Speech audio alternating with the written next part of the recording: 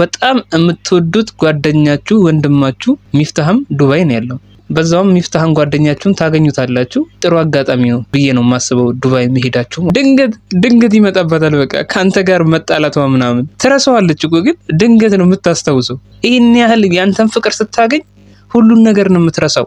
እስከዛሬ ያሳለፋችሁትንም ከባድ ጊዜ ረስተዋለች። ካንተ ጋር ራሱ መኮራረፏን ምናምን የምታስታውሰው በድንገት ነው። ምክንያቱም አንተን ልክ ስታይክ አለሟነ አንተ ልክ ስታይክ ሁሉንም ነገር ነው የምትረሳው። አንተ ስታይ ያሳለፋችሁ ጥሩ ጊዜ ነው በቃ ፊቷ ላይ ድቅን የሚለው። አንተ ያን ሁላ ዙሪያ ጥምጥም ከምትሄድ ሃይሚን እንዲህ በቀላሉ ፍቅር እየሰጠሃት በመሃላችሁ ያለውን ችግር መፍታት ትችላላችሁ።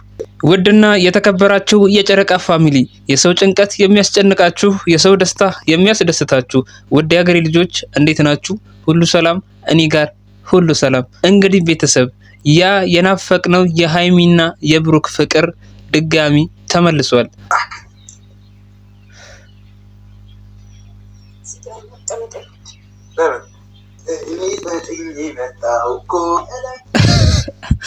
እንግዲህ ቤተሰብ ሃይሚ የመውደድ ኩርፊያ አለ አይደለ?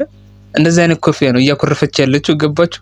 ስለዚህ ብሩኬ እኛ እስከዛሬም ስንጠይቅህ የነበረው አድርግ ስንልህ የነበረው ነገርም ቢኖር እንደዚህ ፍቅር ብትሰጣት ሃይሚ ወዲያው ይቅር ትላለች። አንተ ጥፋት እንኳን አጥፍተህ እንኳን ቢሆን በእንደዚህ አይነት መንገድ ፍቅር እየሰጣሃት ይቅርታን ብትጠይቃት ላንተ ይቅርታን እንደማትነፍግህ እርግጠኛ ነኝ። እና ብሩኬ የሃይሚን ይቅርታ ለማግኘት አብሳላትን ማምጣት አልነበረብህም የምንለው ለዚህ ነው። አንተ ከሌላ ሴት ጋር ስለሆንክ ሃይሚ ቀንታ የዛኔ ወደ አንተ የምትመለስ አይነት ሴት አይደለችም። ሴቶች ብዙ አይነት ሴቶች አሉ፣ ግን ሃይሚ እንደዚህ አይነት ባህሪ የላትም። ስለዚህ የሃይሚ ባህሪ አሁን እንዳየነው ፍቅር ስትሰጣት ፍቅር የምትቀበል ነች። በፍቅር ሁሉንም ነገር በፍቅር ብታረገው ሃይሚ ባንተ የሚጨክን አንጀት እንደሌላት እናውቃለን። አንተም ታውቃለህ። ለምን እንደዚህ ግራ እንደገባህ አላውቅም። ቆይ አይደለም ምን ለማድረግ እየሞከርኩ ነው። አንዴ ተነስበናት በስነ ስርዓት ነው የምን አንተ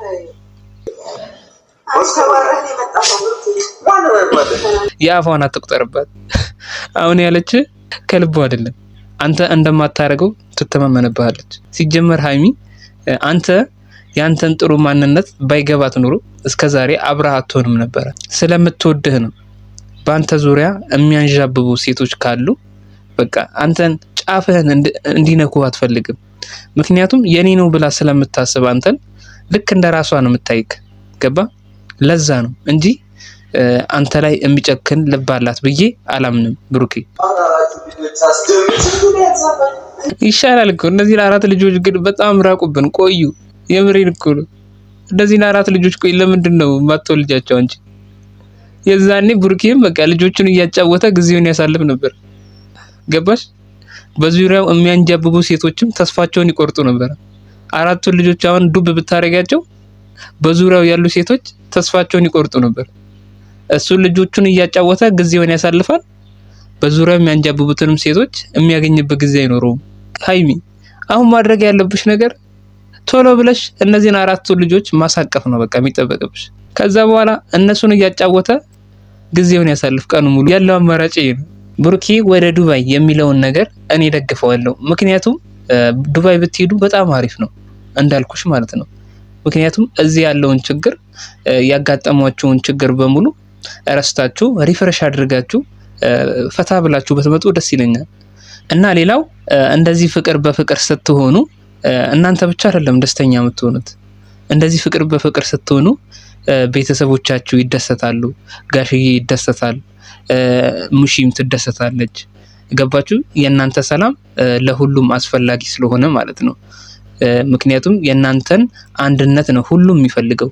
ከቤተሰቦቻችሁ ጀምሮ እስከ ከተመልካቾቻችሁ ጀምሮ እስከ ቤተሰቦቻችሁ ድረስ እናንተ ሰላም ነው የምንፈልገው። ስለዚህ ይሄንን ነገር ተረድታችሁ እናንተም ወደ ሰላማችሁ ብትመለሱ ደስ ይለኛል። ሌላው መዘጋጀት አለባችሁ ብዬ አምናለሁ። ምክንያቱም ያቺ እዩ ልጁ ምናምን ማለቱ አይቀርም አሁንም። ስለዚህ እሷም ስትመጣ ያለውን ነገር ለመጋፈጥ ሁሉንም ነገር ለመጋፈጥ እናንተ በስነ ልቦና ጠንካራ መሆን አለባችሁ ብዬ አምናለሁ። ሃይሚን ብሩክም እርስ በርስ እየተደጋገፋችሁ ይህንን በእናንተ መሀል የመጣውን ፈተና በብልሃት እንድታልፉት ነው የምላችሁ ነገር ቢኖር ይሄ ነው። ምክንያቱም እዩ አርፋ የምትቀመጥ አይመስለኝም። ያሰበችው ነገር ይኖራል ብዬ አስባለሁ። እንዲህ ዝም ስትል ማለት ነው የሆነ ያሰበችው ነገር አለ ብዬ ነው የማምነው። ስለዚህ ከሷ ለሚመጣው ነገር በሙሉ ያንን ነገር ለመመከት ለመመለስ እናንተ ጠንካራ መሆን አለባችሁ ብዬ አምናለሁ። ገባችሁ? ምክንያቱም እሷ የሆነ ሐሳብ ይዛ ከመጣች አሁንም እናንተ እንደገና መለያየት እንደገና መጨቃጨቅ የሚለውን ነገር ከመሃላችሁ እንድታወጡ ያስፈልጋል። እንግዲህ የዛሬው ቪዲዮ ይህን ይመስላል። በሌላ ቪዲዮ እንገናኛለን። ቻው።